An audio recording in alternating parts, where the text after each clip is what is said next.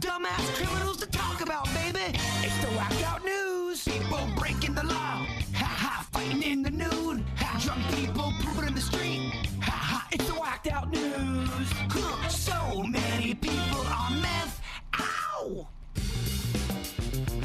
I gotta tell you, some of these, in a sense, gambling sites are becoming a bit of an issue.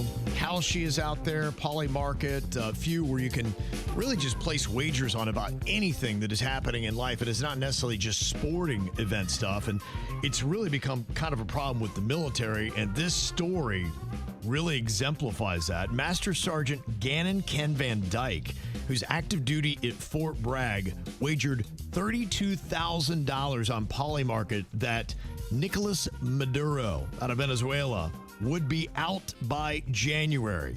He made 13 bets between December 27th and January 2nd, hours before they did that overnight capture to grab Nicolas Maduro and drag him to New York City. He may have had inside information.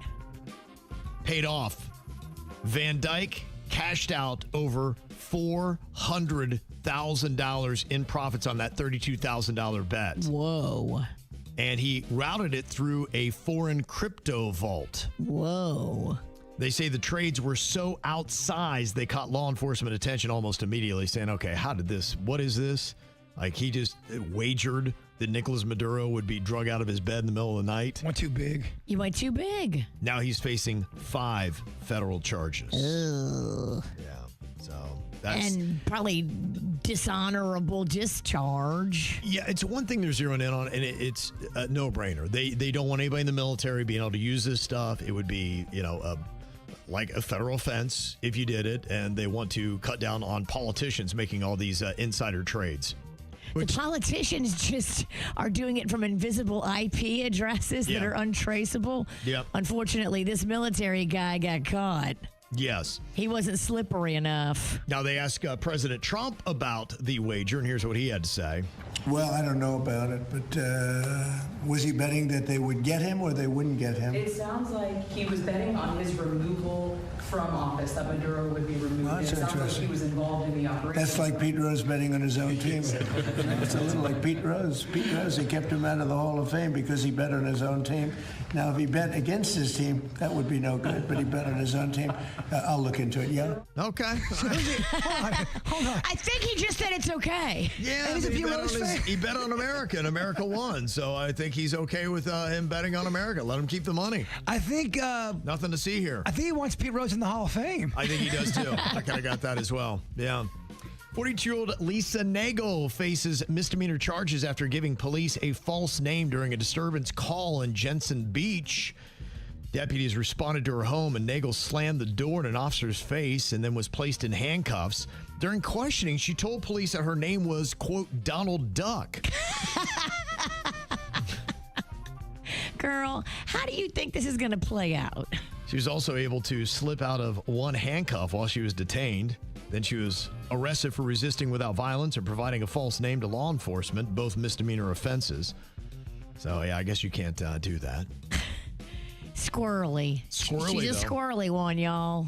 A man was arrested after witnesses described a chaotic overnight brush fire near Savannah's Preserve State Park along Jensen Beach Boulevard, which authorities say was intentionally set. The video that somebody had sent us yesterday is pretty wild. Somebody's out there just with their phone. They saw the flames right there on the side of the road, and dude was out there with a torch. 22-year-old Morgan Grant Lentz allegedly used a torch and gasoline to ignite multiple fires, including pouring fuel on a motorcycle before fleeing. Oh, my gosh. They later found him in the preserve with a torch and the sword, and he was taken into custody. Torch and sword, wow. Did he say that he did it on his own, or did somebody put him up to it? I don't know. I mean, it sounds like it was all him.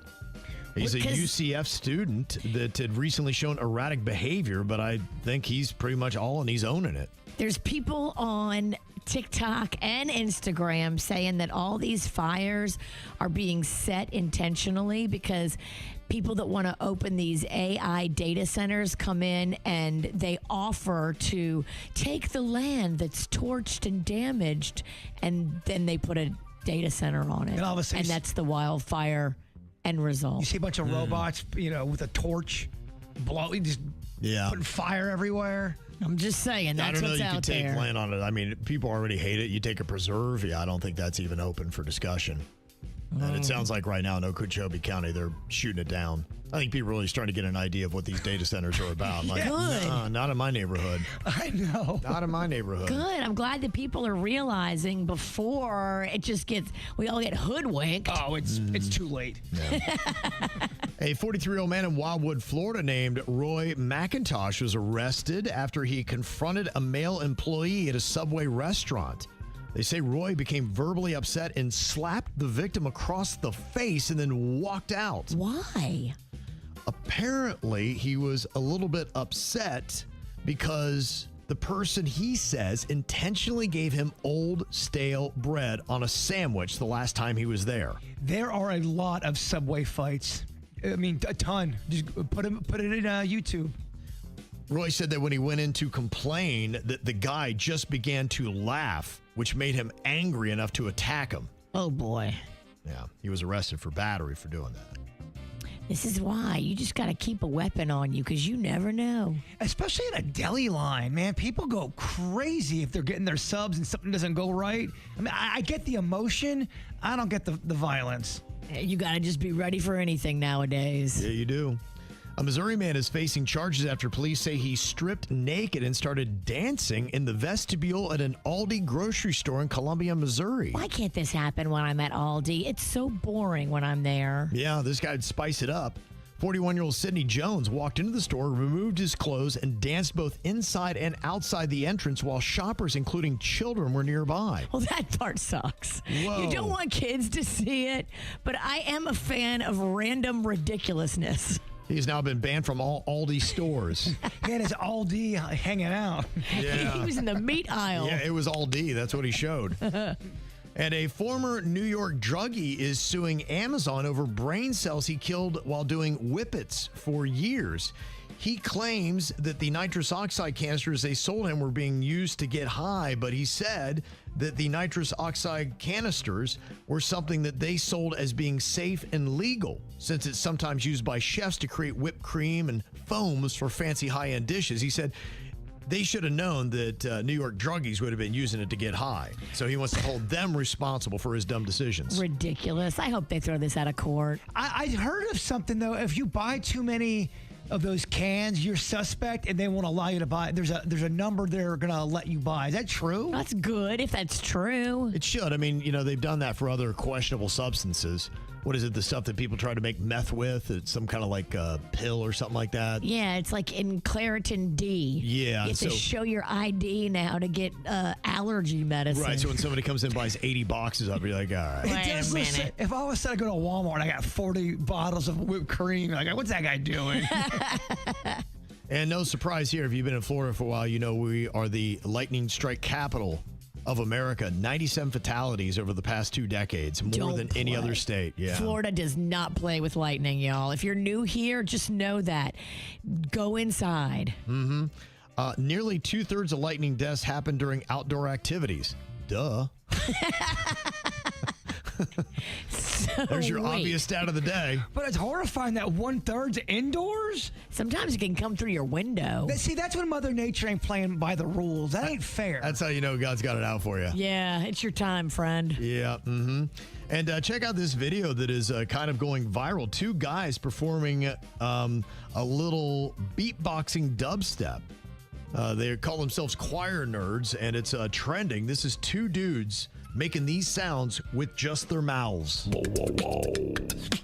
Whoa, whoa, whoa. Whoa, whoa. Whoa, whoa, whoa. Whoa, whoa, whoa.